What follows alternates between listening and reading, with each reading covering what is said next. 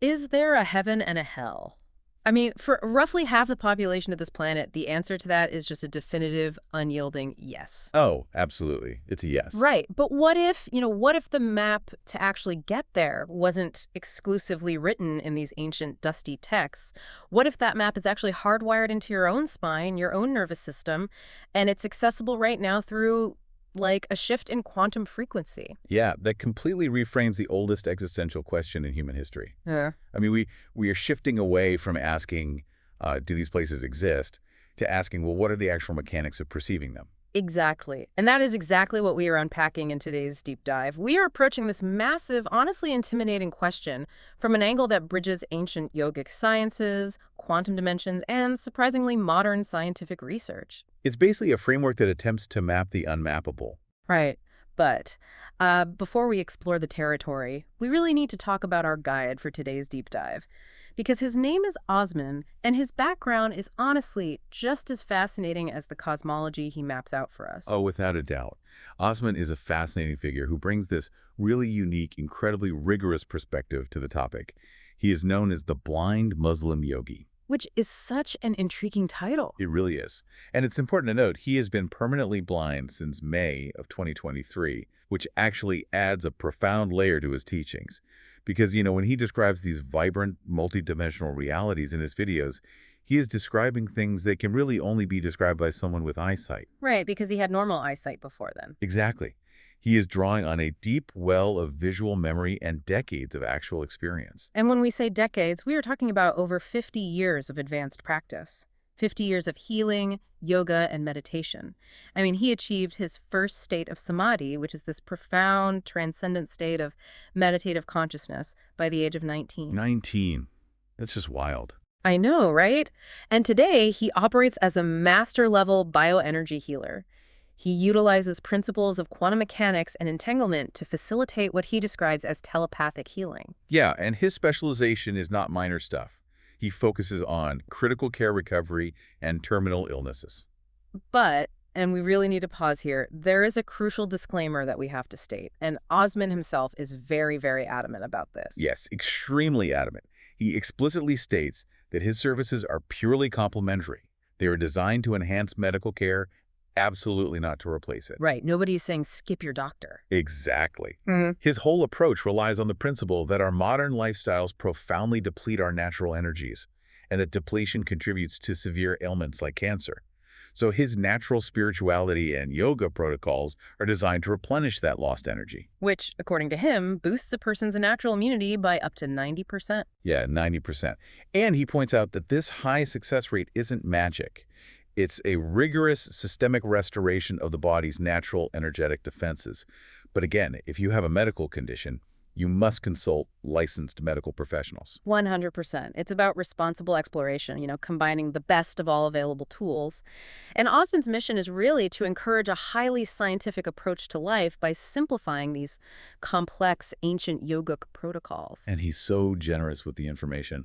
I mean, he does have a Patreon for paid live, daily videos, one-on-one consultations, and premium energy healing. But he emphasizes that he does not withhold information.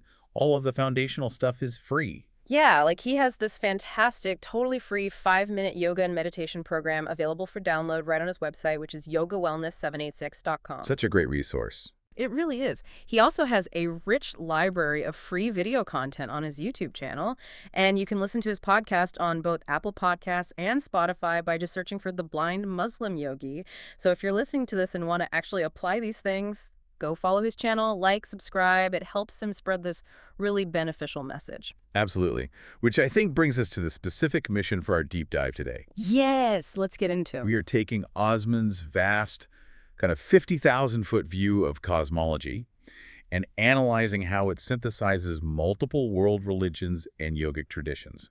We want to extract the underlying mechanics of belief and reality, but entirely without getting bogged down in dogma. So let's unpack this. Let's jump right into the actual catalyst for why Osman created this specific presentation, because he's responding to a cultural flashpoint right now. He really is. There are several massively popular online influencers today, like people with huge platforms who've recently gone on record stating that the concept of heaven and hell is just a massive deception. Yeah, and one influencer in particular actually stated that whoever created the concept of heaven and hell committed, quote, the greatest sin on earth. Which is just a huge statement. It's an incredibly aggressive statement from a sociological standpoint. Hmm. And Osman's critique here isn't just, a reactionary defense. It is a calculated analysis of the sheer scale of belief. Right, because when someone casually dismisses heaven and hell as a toxic deception, they are directly invalidating the foundational existential reality of nearly half the global population. Exactly. Osman points out the raw mathematics of this. Judaism, Christianity, and Islam represent close to 4 billion people. 4 billion. I mean, that's not a fringe internet theory. No, not at all. That is the fundamental lens through which half the planet understands consequence, morality, and just the basic purpose of their own existence. And when an influencer just, waves a hand and calls it all a sin, it creates massive chaos. We're in an era right now where younger generations are naturally skeptical of old institutions, which is totally understandable. Sure, totally. But Osman observes that casually tearing down thousands of years of human philosophical and spiritual infrastructure without actually offering anything real in its place, it just creates this massive, confusing vacuum. But we have to examine the apparent contradiction here, which is what makes this analysis so compelling for me. Yeah. Like, why is Osman, a man deeply immersed in Eastern yogic traditions, a bioenergy healer who speaks the language of chakras and quantum physics, why is he stepping up to defend the theological concepts of the Abrahamic faiths? Right. That was exactly my first thought, too. If you're listening to this right now, you're probably thinking, wait, what does a yogic practitioner care about defending a biblical or Quranic concept of the afterlife? It seems like a mismatch at first. Yeah. And it's essential that we maintain strict impartiality here, just as Osman does. We are not endorsing any specific religious dogma today, and neither is he. Exactly. Osman is not arguing that one specific religion holds the exclusive literal truth of the universe.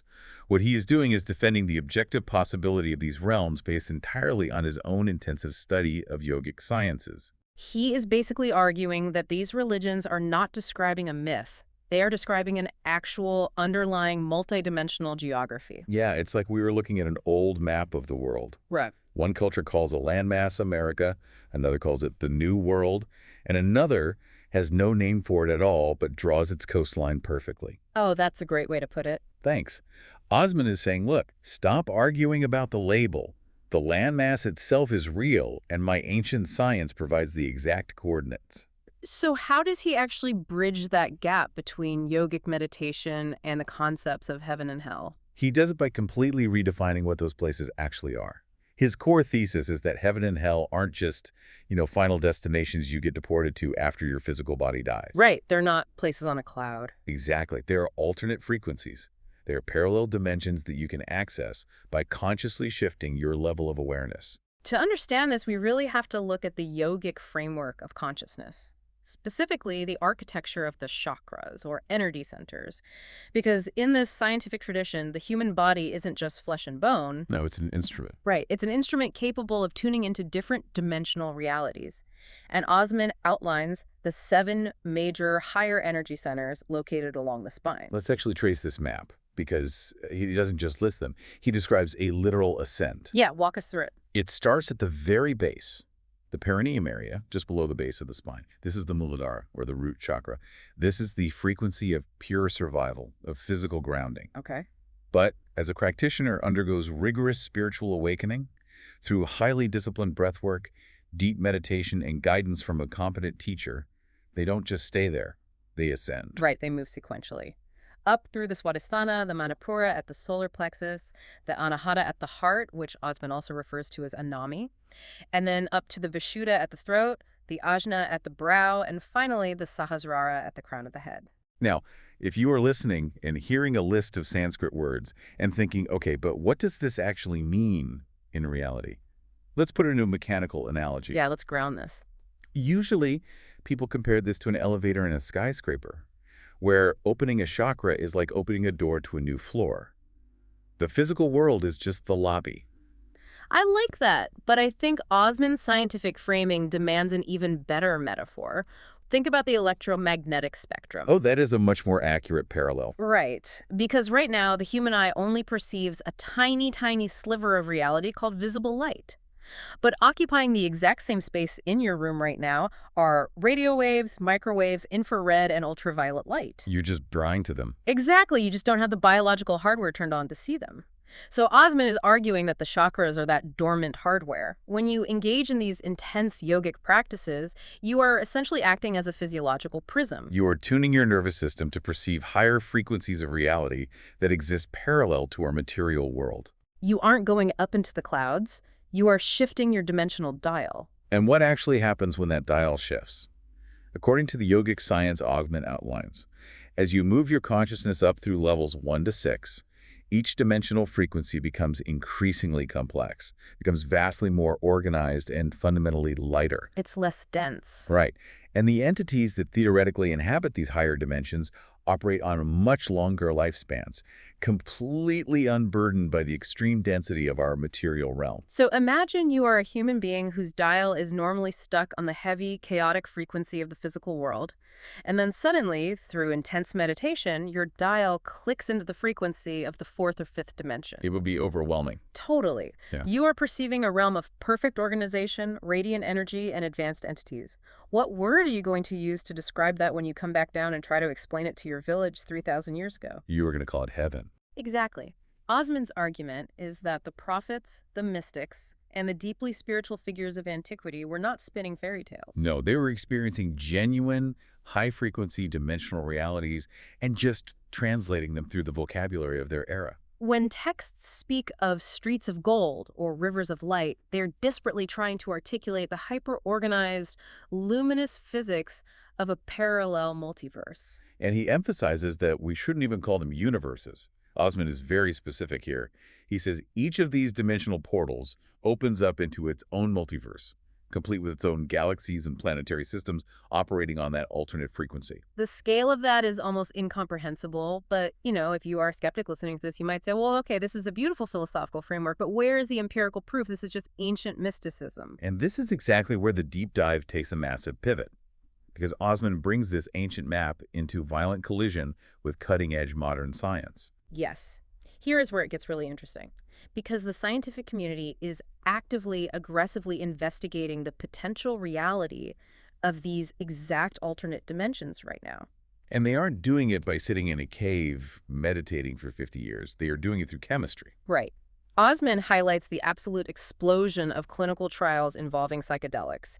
We are talking about compounds like psilocybin mushrooms, LSD, and specifically measured intravenous doses of DMT. This is such a critical development in modern science. When subjects are administered these compounds in controlled settings, they are not reporting chaotic, randomized hallucinations. Which is what you would expect, right? Exactly. If the brain were merely misfiring under the influence of a random chemical, you would expect a completely subjective, chaotic output. One person sees melting clocks, another sees their childhood bedroom. No, that is not what the data is showing at all. Not even close. If you are listening to this right now, your internal skeptic is probably screaming, of course they see weird things, they are taking intense drugs. But Osman's point, which completely aligns with modern psychedelic research, is the consistency. The consistency is key. People from wildly different cultural backgrounds, atheists and devout believers alike, are being administered these compounds, and they're all returning with reports of the exact same parallel environments. They're encountering the exact same types of entities. It is a shared, objective geography. And Osman draws attention to the institutional wake that is validating this phenomenon. He notes that top-tier institutions, specifically naming Harvard Medical University, are allegedly deeply involved in this kind of rigorous study. They are bringing individuals into sterile clinical environments, administering highly precise IV doses of these psychedelic compounds, and meticulously documenting the environments the subjects traverse. Why? Why would a bastion of materialist science care about a psychedelic trip? Because, as Osman points out, follow the funding. You don't get hundreds of millions of dollars in research grants to study rumors. No, science invests when there is a reproducible phenomenon. Right. The sheer volume of identical shared experiences strongly points to the possibility that these alternate frequencies objectively exist. The chemical is simply bypassing the brain's normal filtering mechanisms. It's acting as a forced brute strength tuning dial. It raises a really profound question about the nature of reality itself. If a molecule can reliably plunge a human consciousness into an organized, inhabited multiverse, Is that multiverse generated by the brain? Or is the brain merely an antenna finally receiving a signal that has been broadcasting all along? Osman's synthesis strongly suggests the latter. Science is basically building a chemical telescope to observe the very same realms the yogis mapped centuries ago. Well, wait, I have to push back here for a second. Yeah, go ahead. Because if this is true, it presents a massive shortcut. If I can go to a clinic, receive an IV drip, and instantly perceive the fifth dimension, why on earth would I spend 50 years practicing complex yoga like Osman? That's a very fair question. Right. Why dedicate your entire life to rigorous breathwork and meditation if chemistry can blast the doors open in 5 seconds? Well, it is a vital distinction, and it comes down to the difference between being a tourist and being a resident. Oh, I like that. A tourist versus a resident. Based on the mechanics Osman is describing, a psychedelic compound provides a forced, almost chaotic entry. You are catapulted into a higher frequency without the physiological or energetic preparation to actually sustain it. You get to observe the higher dimensions, but you cannot navigate them with mastery, and you cannot stay. When the chemical metabolizes, you are violently pulled back to the physical baseline. Ah, okay, so the chemical is just a glimpse, but the yoga is the actual evolutionary adaptation. Exactly. By practicing for decades, you are systematically rewiring your nervous system, your ethereal architecture, really, so that you can consciously shift your frequency at will and maintain it. You earn the altitude. Yoga is the controlled, conscious mastery of the ascent, which actually brings us to a critical threshold in Osman's map. As you ascend through these first 6 chakras, you are exploring what we would loosely term the heavens. But Osman makes a really profound distinction here that completely alters how we view the afterlife. This part absolutely blew my mind. He says that levels 1 through 6, these beautiful, complex, hyper-organized multiverses, are not eternal. Let that sink in. They are temporary. Within the lower 6 levels of this dimensional architecture, the force of time still exerts an influence, however subtle it might be. The entities there, the environments, the galaxies on those frequencies, they have a beginning, they have a lifespan, and theoretically they have an eventual end. It might be millions of our earthly years, but it is not infinity. So even in heaven, the clock is ticking. But then you reach the 7th level. Osman explains that this 7th chakra, the Sahasrara, located just above the physical crown of the head, is the ultimate boundary line. It marks the transition from temporary existence to eternal existence. Right. Once consciousness breaches the 7th level, you enter the domain of the spiritual body. This is the threshold of eternity. And this is where Osman's incredible synthesis of world religions reaches its peak, because he looks at 2 vastly different traditions, ancient Vedanta philosophy from India and Islamic theology, and reveals a structural overlap that is statistically impossible to ignore. Let's really break down this overlap because it is the core of his argument against the influencer. In the Islamic tradition, there is the concept of the 7 heavens. These are traditionally understood as temporary realms. Right. But above these 7 heavens is Jannah, or paradise. And Jannah isn't just one big room. Islamic philosophy dictates that Jannah consists of exactly 99 distinct levels of eternal, perfect existence. Okay, now compare that to the deep studies of Vedanta and the yogic sciences. In that framework, you ascend through the 7 major chakras. Once you breach that 7th level, the exact same boundary line of the 7 temporary heavens, how many spiritual levels of eternal existence are mapped out above it? Osman points out that the yogic texts describe 99 to 100 spiritual levels above the 7th chakra. It is the exact same map. The symmetry is just astonishing. You have the 99 levels of jhana in Islam and the 99 to 100 spiritual levels of eternal existence in the ancient yogic sciences. And these are traditions separated by immense stretches of time, geography, and cultural development. Exactly. And if you are that skeptical influencer, your first instinct is to say, well, obviously one group just copied the other's homework. It's just cultural cross-pollination. But Osman's argument is that the depth, complexity, and specific energetic mechanics detailed in both traditions make simple plagiarism highly, highly unlikely. He proposes a much more profound reality. They didn't borrow the map from each other. They both independently climbed the exact same multidimensional mountain and simply drew what they objectively observed. It points to a truly universal architecture of the cosmos.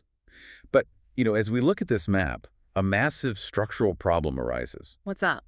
Well, if we are talking about ascending to these 99 eternal realms, traversing dimensions that are entirely devoid of physical matter, What exactly is making the journey? Oh, right. Because your physical body is dense, it degrades, and it is irrevocably tied to the lobby level of the material world. It cannot survive the frequency shift. So we need a vehicle. Hmm. And this is where Osman dissects the anatomy of human existence. According to this science, you don't just have one body, you have three nested bodies operating on different frequencies. Let's go through them. The first is obvious, the physical body. It's the flesh and blood we navigate the material world with. And Osman notes its lifespan is incredibly brief on a cosmic scale, roughly 80 to 100 years. The physical body is merely the densest outer shell. Operating within it, and slightly larger than it, is the second vehicle, the ethereal body, or energy body. Now, when we say energy body, it's really easy to just picture a vague, glowing ghost. But Osman describes it with real, tangible physics. Yeah, if you develop the capacity to become consciously aware of it, he says it feels like a massive surging electrical current. It is the energetic blueprint that actually controls the physical form. It is what generates the electromagnetic field around you, which is often called an aura. And crucially, this ethereal body is the actual location of the chakras. Those 7 portals we discussed are not biological organs hidden in your physical tissue. They are energetic centers located within the architecture of the ethereal body. But even this highly charged electrical form is not the final vehicle, which brings us to the third, the spiritual body, or the soul body. This is the eternal vehicle. This is the form that is cultivated and developed at the absolute highest, most advanced stages of meditation. This is the only vehicle capable of traversing those 99 eternal realms above the 7th level. But as Osman unpacks this, he highlights a really fascinating, rigorous debate within the yogic sciences themselves. He presents a contradiction between two absolute giants in the field, which I think demonstrates that this isn't just blind dogma, it is an evolving field of inquiry. I found this debate so fascinating. He brings up Sri Yukteswar, the legendary guru from the classic text autobiography of a yogi. Right. Sri Yukteswar taught a very specific timeline for these bodies. He stated that the ethereal body lives for exactly 500 years, and the spirit body lives for 1,000 years. Though Osman clarifies that many other schools firmly believe the spirit body is eternally existent, not bound by 1,000 years. But then Osman contrasts Sri Yukteswar with Swami Sivananda, who is the founder of the Divine Life Society and a massive, unquestionable authority on Kundalini Yoga. And Sivananda argued something entirely different. Completely different. In his extensive writings, Sivananda posited that the ethereal body, along with all the chakras contained within it, completely and instantly perishes at the exact moment of physical death. Let me stop you right there because I'm listening to this, I'm genuinely confused. Right. How can two undisputed masters of the exact same ancient science fundamentally disagree on something so massive? If this is a science, shouldn't they be observing the exact same phenomena? You would think so. Sivananda says the energy body dissolves immediately, leaving only your impressions or karma to travel onward. Yukteswar says it lives for half a millennium. Who is right? It is an excellent question. Think of it like modern theoretical physics. Today, brilliant physicists look at the exact same quantum phenomena and propose entirely different frameworks to explain it. Like string theory versus loop quantum gravity, for example. Exactly. The observation of the energetic shift is agreed upon. The interpretation of the decay mechanics of the ethereal form differs based on the meditative framework applied. Osman presents this debate not to confuse the listener, but to show profound respect for the intellectual rigor of the tradition. That makes perfect sense. It's an active, living science. And regardless of which master is perfectly correct about the timeline of the ethereal body, they universally agree on the ultimate potential of the spiritual body. Which brings us to one of the most reality-bending sci-fi concepts in Osman's entire presentation, the concept of the light body. Oh, this part is incredible. This is the ultimate mastery of consciousness over matter. According to these highly advanced traditions, as a yogi relentlessly develops their eternal spiritual body, the sheer high-frequency energy of that inner form begins to bleed outward. It actually transmutes the physical form itself. It's an incredible claim. The physical matter of the body fundamentally changes its vibrational frequency until it becomes pure light. It stops aging. It becomes impervious to physical harm. And Osman gives a specific historical example that is honestly hard to shake. He talks about Lahiri Mahasaya, who was actually Sri Yukteswar's teacher. Lahiri Mahasaya's physical body had undergone such a profound transmutation into this light frequency that he began to exhibit bizarre physical properties Yeah. that totally defied the material sciences of his day. Specifically with early photography. When people tried to take photos of him using the camera technology of the time, he would not appear on the film. Wait, really? Yes. His body, operating on a completely altered quantum frequency, would not reflect the camera's flash. The light literally passed through him, or it was absorbed by a biology that was just no longer playing by the rules of standard physics. The historical account states that it was only after his followers repeatedly begged him that he consciously, temporarily densed up his frequency enough to allow a single photograph to capture his physical image. Can you imagine being that photographer? Yeah. You develop the plate and there's just an empty chair where a master is sitting. It sounds like pure magic. It does. And Osman notes that this single, treasured photograph isn't just a historical curiosity. In the tradition, it is believed to possess actual mystical properties. It is said that anyone who views this specific photo can use it to telepathically connect with Mahasaya to receive direct guidance for their own spiritual practice. Now, to a modern skeptical mind, telepathically connecting to a magical photograph sounds absurd. Totally absurd. But we have to analyze how Osman explains the mechanics of this within the framework we've already established. It is not magic. It is an application of the ethereal body's natural hardware. Exactly. Let's go back to our technology metaphors. In your ethereal body, you have the sixth chakra, the ajna, commonly known as the third eye. And Osman is very careful to clarify that this isn't located in your physical skull. It exists in the energy field around the forehead. Right. This sixth chakra is the biological center of intuition. It acts as an energetic receiver and transmitter. So think of the Ajna chakra as a highly sophisticated Wi-Fi router built into your soul. A fully realized light body being like Lahiri Mahasaya is essentially operating as a massive, interdimensional cell tower broadcasting a specific high-frequency signal. When you sit down, focus on his image, and engage your intuition, you are essentially typing in the Wi-Fi password. You are tuning your internal router to his exact broadcast frequency. Through the physics of quantum entanglement, it opens a direct, verifiable line of communication. It's energetic physics. It is a profound way to understand human connectivity. But, we have spent an enormous amount of time detailing the ascent. We have climbed through the higher chakras, breached the 7th level into the 99 eternal realms, and discussed transmuting into light. But any map of the cosmos is dangerously incomplete if it only charts the peaks. We must also chart the abysses. And this is where the deep dive takes a significantly darker turn, because if the dimensional dial can be turned up to reach the heavens, what happens when consciousness turns the dial in the opposite direction? What happens when the elevator goes down? Exactly. Osman addresses this reality head-on. He introduces the darker cartography of the yogic map, citing his deep study of the Saiva Siddhanta school of thought. This tradition was heavily taught and expanded upon by the late Satguru Savaya Subramaniya Swami, the founder of the Saiva Siddhanta Church in Hawaii, who wrote extensively on the multidimensional nature of consciousness. And what this school maps out is absolutely terrifying in its perfect symmetry. Just as there are 7 higher dimensional portals reaching up the spine into heaven, there are 7 dimensional portals below our current material level. The 7 lower chakras. And the rule of frequency applies here just as strictly.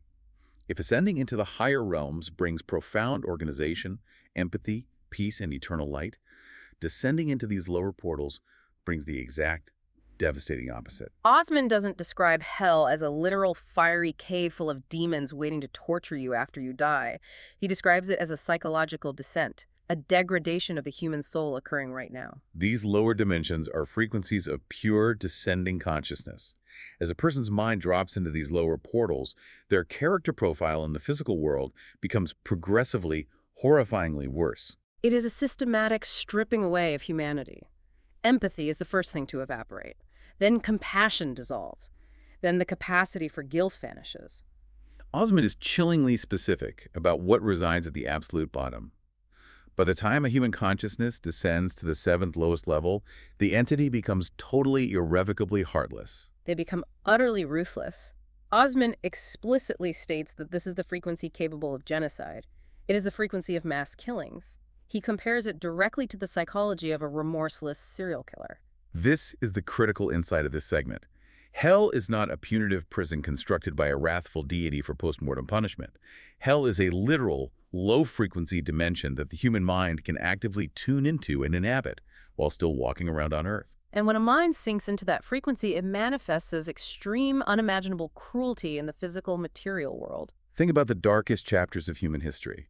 When we look at dictators who order the eradication of millions, or serial killers who commit unspeakable acts, the universal human reaction is, how is that possible? They must be a monster, not a human. According to Osman's map, they literally are operating on a monstrous frequency. Their physical body is in the lobby, but their consciousness is permanently residing in hell.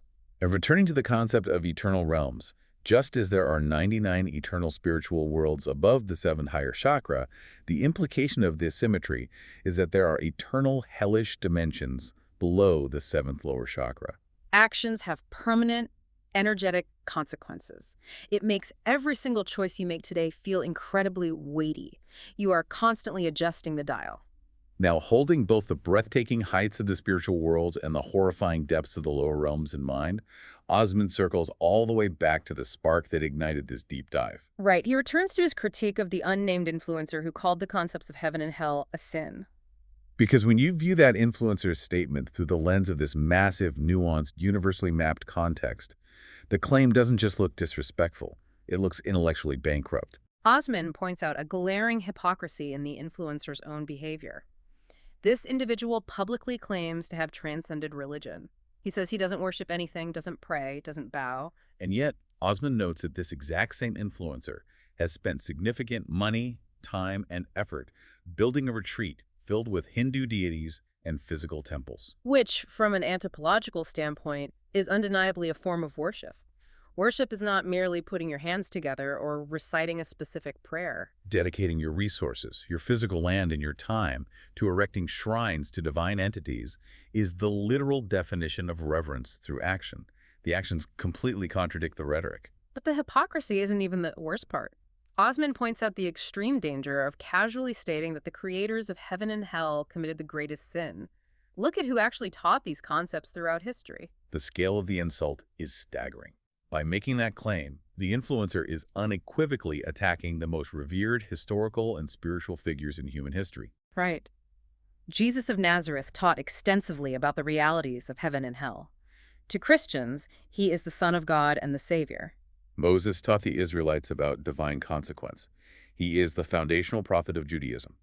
The Prophet Muhammad meticulously mapped out the realities of Jannah and Jahannam. To Muslims, he is the final messenger. And the apostles, like Luke, Matthew, and Paul, built the foundation of the early church on these specific existential realities. And this modern influencer sitting in front of a camera is casually dismissing all of them. He is essentially saying that Jesus, Moses, and Muhammad committed the greatest sin on earth by deceiving humanity. It demonstrates a profound, almost reckless lack of respect for thousands of years of human philosophy, theological architecture, and lived spiritual experience. Which brings us to the ultimate philosophy that Osman wants to impart to you, the listener. It is not a demand for conversion. It is a plea for intellectual humility. It is the profound strength of saying, I don't know. This is perhaps the most powerful takeaway. Osman is not demanding that you suddenly adopt an orthodox religious framework. He isn't forcing anyone to blindly accept that heaven and hell are empirical, material facts. He is advocating for basic respect and an open, inquiring mind. He argues that you do not have to definitively declare, yes, I know for an absolute fact that heaven and hell exist. But out of respect for the billions of people who structure their entire reality around these teachings, and out of respect for the deep mysteries of consciousness we are only just beginning to map, the most intellectually honest stance a skeptic can take is simply, I strongly believe it doesn't exist, but I acknowledge that I do not know for sure. It leaves room for the mystery. As we discussed with the Harvard clinical trials utilizing psychedelics, material science is currently discovering just how vast and unmapped the mystery of human consciousness truly is. We're barely scratching the surface of multidimensional reality. To arrogantly declare the debate over and label ancient corroborated maps as a deception is just bad science. And it ignores what is happening in the world right now. Osman points out that this isn't just a debate about ancient history or what happens after you die. Miracles, spontaneous healings, and profound shifts in physical reality are occurring today, driven by these exact frequencies. He specifically cites modern researchers and proponents like Dr. Joe Dispenza. Dispenza is a perfect modern analog here. He has built a massive global movement by documenting, facilitating, and scientifically studying miraculous faith healings. And how does he achieve this? By teaching a communal, hyper-focused, positive thought process. It's the frequency dial again.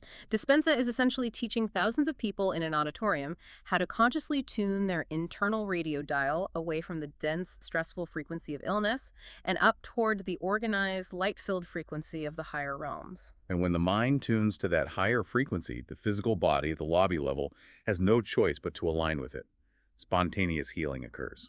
And that is Osman's ultimate invitation. He is not trying to close the book on this existential debate. He is inviting you to open 100 more. He challenges the listener to engage in deep comparative study. He urges you to look deeply into the mystical traditions of Christianity, study the rigorous cosmology of Vedanta, explore Vaishnavism, Buddhism, Taoism. He promises that if you actually do the work, if you cross-reference the maps, dive into the philosophy, read the historical accounts of the light bodies, and analyze the modern psychedelic clinical trials, you will arrive at one undeniable conclusion. These concepts are simply too vast, too deeply intricate, and too universally consistent to have been merely sumsucked or hallucinated by primitive people. They represent a highly sophisticated, multidimensional mapping of reality that modern humanity is only just beginning to rediscover. Okay, let's take a deep breath and synthesize the incredible territory we have covered today. We started with a provocative modern debate, an influencer casually attempting to dismantle the core existential beliefs of 4 billion people. We watched Osman, the blind Muslim yogi, a master bioenergy healer, step up to rigorously defend the underlying objective reality of those beliefs using ancient science. We journeyed through the complex architecture of human consciousness. We mapped the ascent through the 7 higher chakras, utilizing the prism of our nervous system to perceive the increasingly complex, organized, but ultimately temporary multiverses we call heaven. We analyzed the terrifying descent through the 7 lower portals, defining hell not as a cavern of fire, but as a real-time degradation of consciousness manifesting as extreme cruelty on Earth. We crossed the threshold of eternity at the 7th level, witnessing the stunning, mathematically precise overlap between Islamic theology's 99 levels of jhana and Vedanta's 99 spiritual realms. We saw modern science stepping into the arena, with institutions like Harvard utilizing psychedelic compounds to chemically verify the objective existence of these same parallel environments. We dissected the anatomy of the soul, differentiating the physical, the ethereal, and the eternal spiritual bodies. We explored the rigorous internal debates between masters like Sivananda and Yukteswar regarding the lifespan of the energy body. And we grappled with the breathtaking quantum physics of Lahiri Mahasaya, transmuting his physical form into a light body that defied the mechanics of photography. It is a stunning, deeply cohesive framework for understanding our place in the universe. It successfully braids ancient mystical texts together with modern quantum theories, creating a map of reality that feels profoundly resonant and immediately applicable. I want to remind you, the listener, that if this deep dive has sparked your curiosity, if you want to learn how to actively shift your own frequency, or if you are interested in his free 5-minute yoga and meditation program, you should absolutely visit his website. That is yogawellness786.com. Osman offers a wealth of profound information there, drawn from half a century of rigorous practice, all aimed at boosting your natural energy and immunity. So as we wrap up this deep dive, we want to leave you with one final lingering thought, a concept to mull over as you go about the rest of your day, as you sit in traffic, or as you interact with your family and colleagues. We have spent this entire time talking about multidimensional frequencies, energetic portals, and the grand map of ascending and descending realities. We have established the premise that every single thought, every emotional reaction, and every intention you hold is not just a fleeting electrical impulse in a physical brain. It is a subtle, literal movement of your consciousness. Think of your own mind as the ultimate, infinitely sensitive quantum radio dial. Every choice you make, every word you speak is a micro adjustment on that dial. You are either tuning slightly upward, aligning your existence with the empathy, organization, and radiant light of the higher multiverses. Or you are tuning slightly downward, slipping toward the heavy, dark, ruthless frequencies of the lower realms. There is no such thing as neutral ground.